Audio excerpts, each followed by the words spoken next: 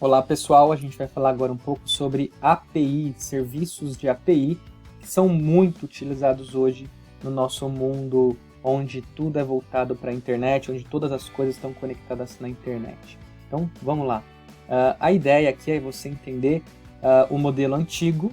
Antigo, quando eu digo antigo, eu estou falando de 5, 10 anos, talvez 10 a 15 anos atrás, né? A gente está hoje em 2020. Por quê? Porque hoje as coisas já estão quase que todas usando isso, mas a gente ainda pode encontrar um modelo antigo. Qual era o modelo antigo? A gente tinha uma aplicação que conecta diretamente no banco de dados. Por que isso? Porque um programa, é muito difícil a gente achar um programa corporativo que não conversa com um banco de dados. É no banco de dados que estão todas as informações guardadas. O programa é só a inteligência que manipula esses dados, que valida, que faz as verificações, as transformações e permite com que o usuário atue nessa informação, tanto para consulta quanto para inserção ou alteração ou até remoção dessas informações. Então, antigamente a gente tinha aqui um nosso computador, o programa que a gente desenvolvia, e ele conversava direto com o banco de dados. Qual é agora o perigo disso? O perigo disso é que se eu tenho então uma máquina, um programa instalado na máquina de alguém, sempre que eu tiver um erro, uma nova versão desse programa, eu vou ter que atualizar isso na máquina de todos os usuários. Se de repente mudou uma regra interna no meu sistema, eu vou ter que também dar um jeito de atualizar em todas as máquinas. Pode ter máquina que fique desatualizada porque o usuário não está atualizando. Então, existem uma série de problemas que impactam principalmente a manutenção do código e do programa, certo? E o gerenciamento dos fluxos de processo que esse programa realiza. Então é importante que todo esse fluxo, todas essas regras, essas validações fiquem em um lugar centralizado. E é aí então que o banco de dados não vai embora da história, mas na verdade vai entrar o nosso amiguinho aqui, é o REST API, que é a nossa API REST, e ela vai entrar aqui como intermediário para conversar com o banco de dados. Então é ela quem vai conversar com o banco de dados e a nossa aplicação que vai conversar com a API. Tá bom, mas o que a gente ganha com isso, né? E a gente ganha muita coisa, na verdade, né? Agora a gente ganha aqui, o nosso programa pode, primeiro, ser desenvolvido para computador, pode ser um site, pode ser para TV o meu programa, pode ser para celular, pode ser para jogo, pode ser qualquer tipo de aplicativo de dispositivo, vai conversar com a mesma API, e agora essa API é quem vai receber as solicitações de inclusão. De repente, vamos supor que está no WhatsApp, né? Então é a API do WhatsApp que recebe a solicitação que você vai enviar uma mensagem, que você vai fazer uma consulta em um grupo, que você vai alterar uma foto. Então é a API que recebe isso. Você não é o seu programa, o seu celular, que fala que vai enviar uma mensagem e insere no banco de dados direto. Jamais isso vai acontecer, só se os programadores forem loucos, né? Mas então, isso nunca vai acontecer. O que acontece é que passa por uma camada intermediária, que é essa camada do servidor de aplicação que a gente está chamando. Só que essa é uma aplicação que não tem interface gráfica. Uma API REST, ela é criada simplesmente para que qualquer dispositivo, qualquer programa consiga conversar com essa API. E o melhor ainda, o mais legal é que a gente ganha a flexibilidade, já que essa API ela fica hospedada na internet e ela repousa no protocolo HTTP. O que acontece é que a gente ganha, além disso, um poder de todas e quaisquer linguagens de programação que for desenvolvido. Pode ser C#, pode ser Java, pode ser JavaScript, pode ser Ruby, Python, C++. Não importa a linguagem de programação que use, qualquer linguagem de programação pode conversar com a API. Essa é a parte sensacional que uma API possibilita para a gente. A integração de tudo isso que a gente está vendo, tudo agora. Por isso que quando você acessa o WhatsApp no celular, as informações já estão atualizadas na web. Por isso que quando você acessa o Facebook no celular e loga no site, já está lá ou a mesma coisa no Instagram. Por quê? Porque a fonte, a concentração onde estão sendo realizadas as chamadas é na API. Então, jogou na API, beleza, o meu celular fez o envio do post na API. Mas pelo computador, né, pelo site, eu entrei para consultar na API, mas eu estou inserindo e consultando na mesma API. Então, a API está recebendo isso e guardando no banco de dados aqui atrás. Ó. E aí, na hora que ela vai inserir, ela chama o banco de dados e fala, estou inserindo para você. E na hora que ela vai consultar, ela vem para o banco e fala assim, estou consultando aqui, tá? E aí, pega e devolve essa informação para quem chamou.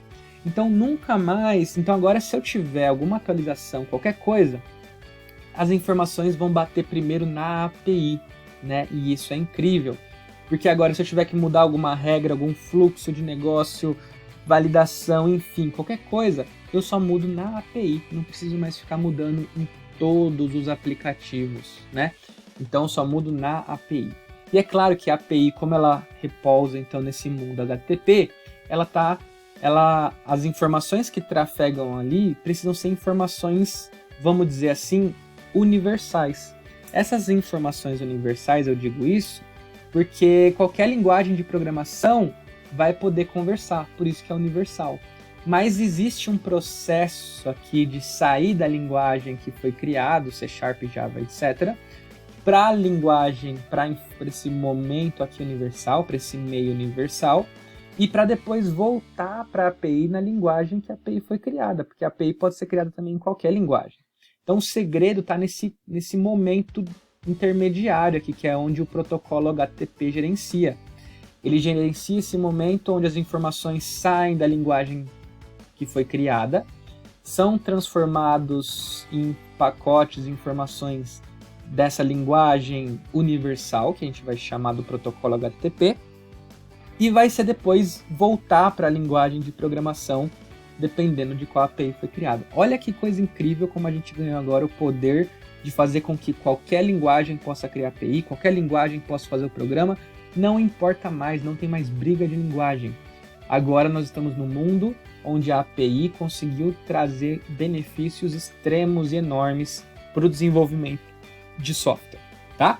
Mas já que eu estou então no protocolo HTTP, como que acontece essa conversa, né? A gente está vendo aqui, falou tudo isso, achou legal, mas como que acontece essa conversa do nosso programa que a gente desenvolveu com a API? E ela se dá por basicamente dois aspectos, tá? O primeiro aspecto é, eu preciso primeiro falar o que eu quero fazer.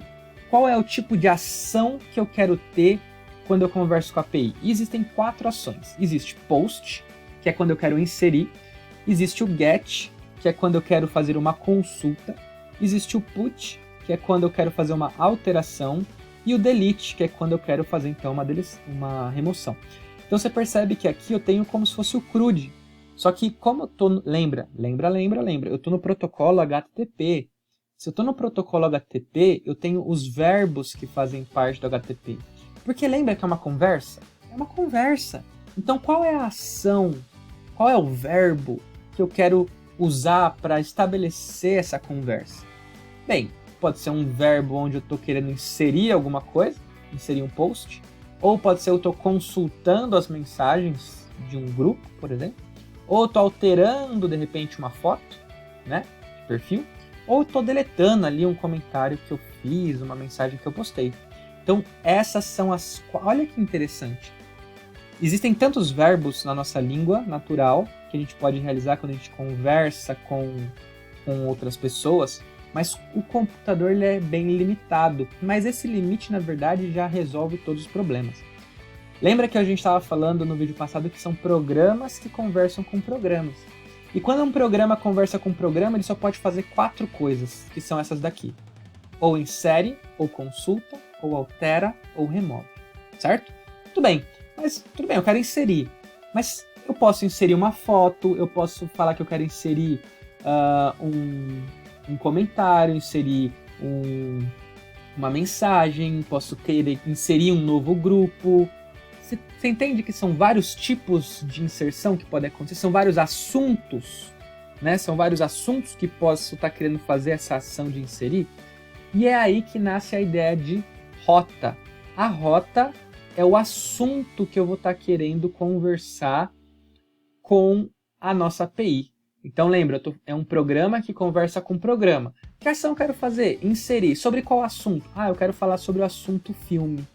Então você percebe que antes dessa parte, a parte em preto aqui, é o endereço, é o DNS, é a porta, que é para eu conseguir chegar no computador e chegar no programa. Beleza, já cheguei, já bati na porta, já sei com quem eu vou falar. Mas que assunto que eu quero falar? Eu quero falar sobre o assunto filme. Tá, mas o que você quer fazer? Eu tô no post, então eu quero inserir um filme. Não, mas eu quero consultar um filme. Mas você tá em qual ação? Tô no get, por isso que eu quero consultar. E aqui? Eu tô na ação put. Então o que eu quero fazer com o assunto filme? Eu quero alterar. E aqui, o que eu quero fazer com o assunto filme? Eu quero apagar. Então eu quero ou inserir um filme, ou consultar, ou alterar, ou remover. Isso, então, essa parte que está em colorido, né, que vem depois aqui da parte do domínio, do endereço e da porta da nossa API, é o assunto. E esse assunto pode ser qualquer um, é você, programador, que estabelece os assuntos que você vai querer tratar na sua API. Como no nosso exemplo daqui para frente a gente vai estar falando de uma API de filme, para utilizar como exemplo, o nosso primeiro assunto vai ser filme, mas eu poderia estar querendo falar de ator, posso estar querendo falar de diretor, posso estar querendo falar de gênero, eu posso falar de qual assunto que eu quiser. É eu, programador, que vou montar essa modelagem para identificar quais assuntos eu quero que a minha API entenda. Então são esses, é por aqui que eu consigo. E essa parte aqui que vem depois da porta, depois dessa barra, a gente vai chamar então de rota, tá? Essa é a rota, é extremamente importante você saber que isso se chama rota. E é claro que dentro de filmes eu poderia ter uma subrota. A gente vai ver que existem subrrotas. Eu posso colocar uma outra barra aqui e falar que, de repente, eu quero falar dentro de filme, eu quero falar o quê? Eu quero falar sobre os comentários desse filme. Não sei, então eu posso criar subrrotas também. Eu não preciso parar num tema. Eu posso ir para um subtema, um tema dentro desse tema, certo? Muito bem, então a gente viu duas coisas extremamente importantes até agora e está faltando só uma. Primeiro, para que essa máquina consiga, esse programa, esse dispositivo consiga conversar com a minha API, primeiro eu tenho que ter, falar qual ação eu quero fazer. São os verbos do protocolo HTTP. Post, get, put, delete. Beleza, agora que eu já sei qual ação eu quero fazer, eu vou falar onde está a minha API, né? Então eu vou chegar aqui no protocolo HTTP, passo o endereço, que vai ser convertido em IP externo, e a porta. Agora que eu já estou com o endereço e a porta, já estou lá certinho no programa, agora o que eu falo? O tema. Qual é o assunto que eu quero inserir, que eu quero consultar? Esse assunto a gente chama de rota. Muito bem, verbo, temos verbo e temos o endereço mais a rota. Perfeito. Agora está faltando uma coisa, né? Que todas são extremamente importantes, mas é para fechar aqui. Tá, eu quero inserir um filme. Qual? Né? Onde aqui eu estou falando as informações do filme que eu quero inserir? Onde aqui eu estou vendo as informações que voltou dessa consulta? E agora? Né? Então aí que entra um carinha que vai salvar muito a nossa vida. Então essa informação que vai ser trafegada, então agora a gente está entrando na ideia de informação que está indo de um lado para o outro. As informações do filme que eu estou enviando, ou as informações do filme que a API está retornando depois de uma consulta, ou as informações que eu estou enviando do filme para serem apagados, alterados, enfim, todas as informações ficam também em um formato universal, porque esse formato universal está dentro do protocolo HTTP, que faz com que qualquer linguagem consiga entender esse formato. Todas as linguagens de programação entendem esse formato que eu vou falar agora. E são dois os formatos universais que vão carregar as informações desse assunto, dessa conversa, né? As informações do filme, tá, então qual é o nome, qual é o lançamento, qual é o endereço, né? Essas informações ficam em uma estrutura de dado, que são duas as estruturas de dados universais aqui para possibilitar essa comunicação. A gente tem o XML, que é formado através de tags, parece o HTML, mas não é. Então aqui eu estou montando uma estrutura onde eu estou falando que Eu estou enviando, na hora que eu estiver inserindo, por exemplo, eu estou inserindo o filme que tem como nome Avengers, que tem como gênero ação e tem a duração de 130. Então a informação ela não vem assim jogada de qualquer jeito, embaralhada, como se fosse um bloco de notas ali de qualquer jeito. Não, ela tem que vir em uma estrutura. E essa estrutura é a estrutura de dados XML, que é essa estrutura universal. Qualquer linguagem conhece o XML. Mas a linguagem que é mais usada, mais do que o XML, é o JSON. A linguagem JSON ou JSON, algumas pessoas variam essa forma de pronunciar, ele tem esse formato um pouco diferente. Percebe que ele não é baseado em tags, ele é baseado nas chaves, né? Ele tem a chave que inicia e termina a estrutura, e aqui eu tenho os campos desse JSON. Então tem o campo nome com o valor Avengers, o gênero com o valor ação e duração com o valor 30. Percebe então que os dois podem ser entendidos por qualquer uma das linguagens, mas o XML hoje ele é um pouco menos utilizado. O JSON ele é mais utilizado do que o XML, tá? Por quê? Porque ele economiza espaço, você percebe que aqui tem mais caracteres do que aqui, ele é mais impacto, mais enxuto, e ele possibilita algumas ações também de visualização que são mais interessantes para esse mundo aí mais atual, certo?